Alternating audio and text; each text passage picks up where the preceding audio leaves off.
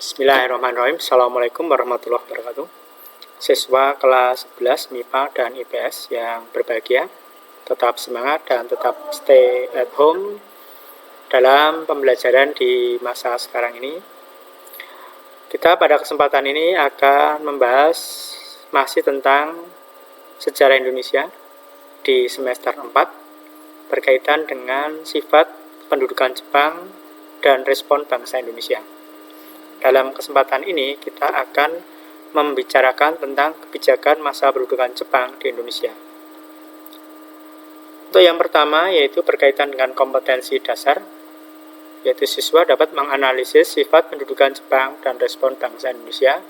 Sedangkan yang kedua yaitu menalar sifat pendudukan Jepang dan respon bangsa Indonesia serta menyajikannya dalam bentuk cerita sejarah. Tujuan pembelajaran di mana akan meliputi ada 4. Yang pertama itu mendeskripsikan kebijakan Jepang di Indonesia pada masa awal pendudukan. Sementara yang kedua yaitu menganalisis dampak pembagian wilayah Indonesia pada masa pendudukan Jepang. Untuk yang ketiga, siswa dapat mengidentifikasi pembentukan pemerintahan sipil di Indonesia. Sementara yang keempat yaitu menganalisis pembentukan organisasi kepemudaan pada masa pendudukan Jepang, baik yang bersifat semi-militer maupun yang militer. Kita lihat yang pertama, yaitu penguasaan Jepang atas Indonesia. Silahkan Anda cermati gambar tersebut. Jadi pendaratan pertama kali Jepang di Indonesia, terutama dalam hal ini adalah pendaratan yang di Jawa. Sebelum kita lanjutkan, kita coba cermati bagaimana proses masuknya Jepang ke Indonesia sesaat setelah Pearl Harbor diserang pada bulan Desember tahun 1941.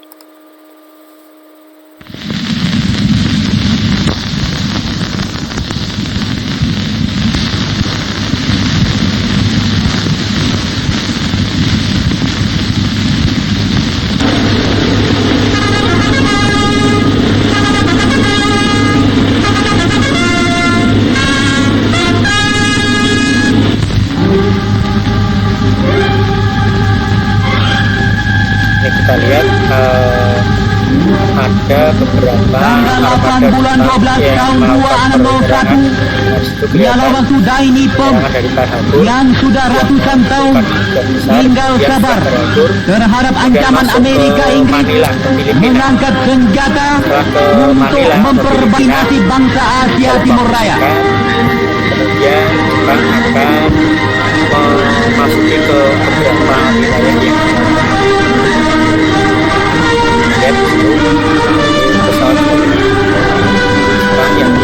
kekuatan para tentara Dai Nippon memang tidak dapat dibandingi oleh kekuatan para tentara Amerika Inggris dan Belanda di Asia. Sebuah demi sebuah benteng-benteng yang kuat kepunyaan mereka dirobohkan oleh bala tentara Dai Nippon. Kemudian ada pendaratan masuk ke Indonesia. Maka akan ada pertempuran yang besar di Jawa. Meskipun nanti tetap juga satu korban dari kedua korban yang sementara korban dari dia itu jauh lebih banyak.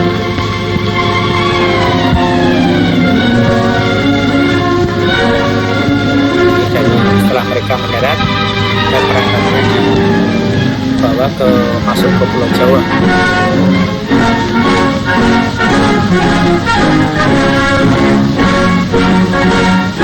Setelah mendarat di Jawa di tempat sampai hari di internet, kita lihat ketika melihat bala tentara Dai Nippon yang gagah berani itu, berdebar-debarlah hati kami bangsa Indonesia dan bersyukur serta berterima kasih. Setelah masuk Batavia, kemudian berikutnya Jepang akan mencoba melakukan penguasaan besar pemerintah Hindia Belanda tersebut pada saat itu yang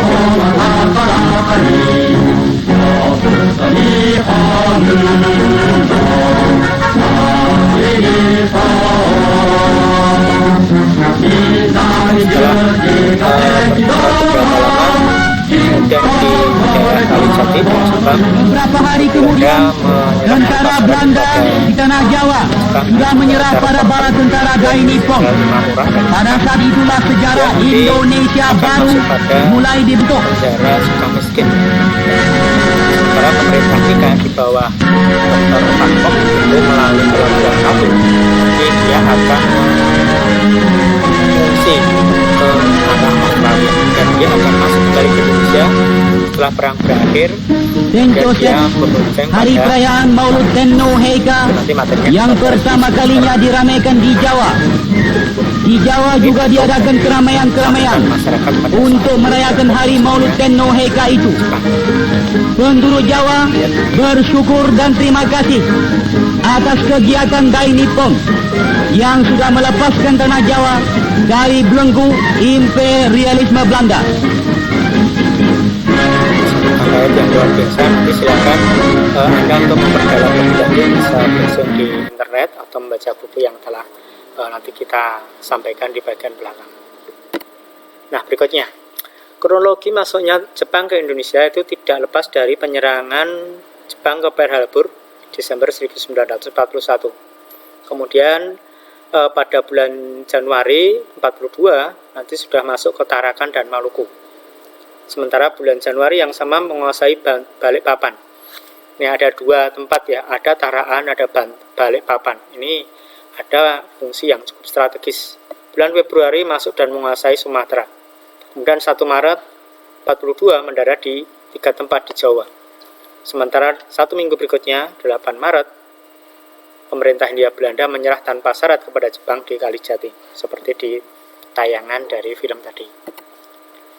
Ini peta kedatangan dari tentara Jepang ke Indonesia. Anda bisa amati dari gambaran ini. Silahkan Anda coba cermati lebih lanjut. Ya, kita lanjut ke berikutnya. Dari pendudukan Jepang di Indonesia, tujuan utama dan prioritasnya sudah jelas, di mana tujuan utama adalah menyusun dan mengarahkan kembali perekonomian Indonesia dalam menopang upaya perang Jepang, serta rencana bagi dominasi ekonomi jangka panjang terhadap Asia Timur dan Tenggara. Sehingga mereka punya konsep persemakmuran Asia Timur Raya. Sehingga prioritasnya ada 2. Yang pertama yaitu menghapuskan pengaruh Barat, termasuk di dalamnya ada Belanda, Inggris, Prancis, kemudian Amerika Serikat. Dan yang kedua adalah memobilisasikan rakyat Indonesia demi kemenangan Jepang.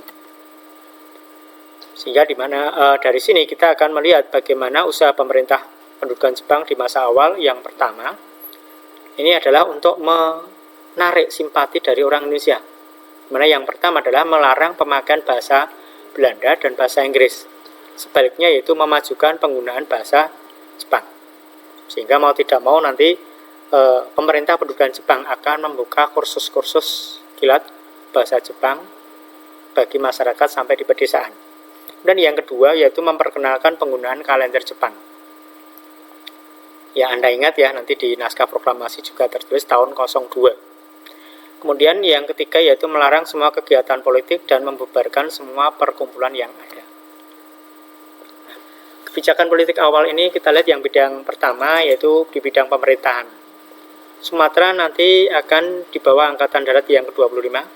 Sementara Jawa dan Madura di bawah Angkatan Darat yang ke-16. Kemudian yang ketiga Kalimantan dan Indonesia Timur serta daerah yang lain sampai di Papua nanti ada di bawah Angkatan Laut Armada Selatan 2. Dari sini akan muncul pertanyaan. Pembagian wilayah tersebut jelas akan mempengaruhi perkembangan dan kebijakan daerah yang berlainan. Nanti akan kita coba lihat. Untuk memperdalam silahkan Anda baca buku yang kita lampirkan di bagian belakang di video ini. Nah, usaha untuk menarik simpati rakyat Indonesia, nanti Jepang melakukan 3 hal. Yang pertama, memberikan kesempatan rakyat Indonesia dalam urusan pemerintahan. Chuo Sangiin dibentuk, serta Su Sangikai dibentuk untuk menjalankan pemerintahan sampai nanti di tingkat RT, jadi kecamatan, desa, sampai ke tingkat RT atau istilahnya GUMI. Dan yang kedua, lagu Indonesia Raya dan bendera merah putih boleh dikibarkan. Dalam arti nanti berdampingan dengan lagu Kimigayo, dan bendera Hinomaru. Dan yang ketiga, para pemimpin politik yang sebelumnya itu dipenjara itu semuanya dibebaskan. Kemudian yang berikutnya ada pembentukan organisasi baru. Yang pertama adalah Gerakan 3A. Jepang sebagai pemimpin Asia, pelindung Asia, dan cahaya Asia. Dibentuk bulan April tahun 1942. Dipimpin oleh seorang Mr. Samsudin, tokoh nasionalis yang sudah lama tinggal di Jepang. Kemudian dia masuk kembali bersama dengan Jepang masuk ke Indonesia. Gerakan ini dalam aktivitasnya jelas tidak berhasil menarik simpati rakyat. Yang jadi pertanyaan, mengapa demikian? Silahkan nanti Anda kembangkan di dalam proses penugasan. Yang berikutnya pembentukan organisasi pemuda, di mana diawali yang pertama adalah Seinendan dan Keibudan. Bulan April 1943 dibentuk Seinendan yang beranggotakan pemuda berusia 14-22 tahun yang nanti berfungsi sebagai pembantu umum. Sedangkan pada bulan yang sama juga dibentuk Kesatuan Keibudan yang nanti fungsinya adalah organisasi polisi, kebakaran atau pemadam kebakaran dan bahaya serangan udara. Untuk Keibudan nanti beda, yaitu di mana beranggotakan pemuda yang usianya 25 sampai 35 tahun.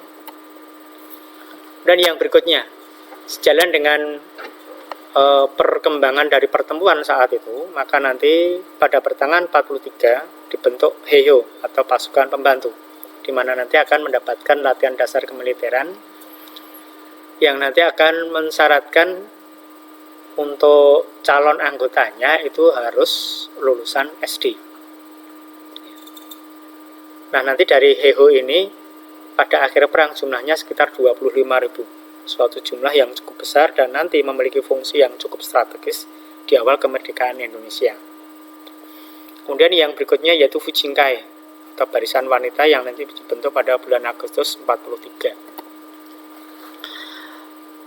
Sebagai pengganti Gerakan 3A, maka nanti dibentuk organisasi Putra atau Pusat Tenaga Rakyat pada bulan Maret 43 yang diketuai oleh 4 serangkai: Soekarno, Hatta, Ki Hajar Dewantara, dan Kiai Haji Mas Mansur. Tujuan Putra jelas menurut Soekarno adalah membangun dan menghidupkan segala apa yang dirubuhkan penjajah Belanda. Sementara oleh Jepang dikatakan untuk memusatkan segala potensi masyarakat dalam rangka membantu keperluan perang. Sehingga dari organisasi Putra ini jelas akan dimanfaatkan oleh tokoh pergerakan pada saat itu. Intinya adalah untuk menyiapkan mental rakyat Indonesia bagi kemerdekaan yang akan datang. Nah, setelah Putra diketahui itu banyak lebih bermanfaat bagi kepentingan bangsa Indonesia, maka oleh Jepang Putra itu dibubarkan, kemudian diganti dengan Gerakan Kebaktian Jawa atau Jawa Hokokai di bulan Januari 1944. Nah, organisasi ini dapat dimanfaatkan untuk mempersatukan rakyat. Jadi para tokoh pimpinan hampir sama dengan Putra nanti akan berkeliling ke berbagai daerah, intinya untuk menggunakan media ini untuk membangkitkan semangat nasionalisme. Awalnya memang untuk dimaksudkan sebagai reaksi atas semakin hebatnya perang Pasifik, sehingga perlu dipersiapkan dan digiatkan rakyat secara lahir batin untuk keperluan perang. Nah, di dalam Jawa Hokokai nanti akan dibentuk yang namanya Seishintai atau Barisan Pelopor di bulan September 1944. Tujuannya jelas, yaitu untuk meningkatkan kesiapsiagaan rakyat, terutama pemuda, untuk bertahan total bila nanti diserang oleh sekutu. Nah, Seishintai ini akan mendapatkan latihan dasar kemiliteran yang nanti menjadi kekuatan inti dari Jawa Hokokai. Badan ini dipimpin oleh Soekarno, R.P. Suroso, kemudian Otto Iskandar Dinata, dan Dr. Buntaran Marto Atmojo. Nah, sejalan dengan banyaknya kekalahan perang yang dialami oleh Jepang, maka muncul ide dari Jawa Hokokai mengenai upaya untuk mempertahankan tanah air yang bisa dilakukan bangsa Indonesia sendiri. Tapi untuk dapat mempertahankan ini perlu dimiliki pemuda yang memiliki kemampuan bersenjata, sehingga R. Gatot Mangkuprojo mengusulkan pembentukan PETA atau Pembela Tanah Air. Hal ini ternyata disetujui oleh Jepang sehingga nanti akan dilatih untuk calon perwira peta di Bogor, Jawa Barat. Nanti secara berangsur-angsur akan banyak dilakukan pelatihan, baik yai, guru, dan sebagainya. Di mana pada masa akhir perang nanti ada 66 batalion yang sudah terbentuk, di mana ada di Jawa, sementara 3 batalion di Bali, sedangkan di Sumatera nanti ada sekitar 20.000 personil. Kalau dihitung, maka nanti pada awal kemerdekaan itu ada sekitar 100.000 orang yang sudah terlatih. Kemudian yang berikutnya, Jepang dan golongan nasionalis Islam. Pada masa pendudukan Jepang, golongan nasionalis Islam itu mendapat perlakuan yang istimewa.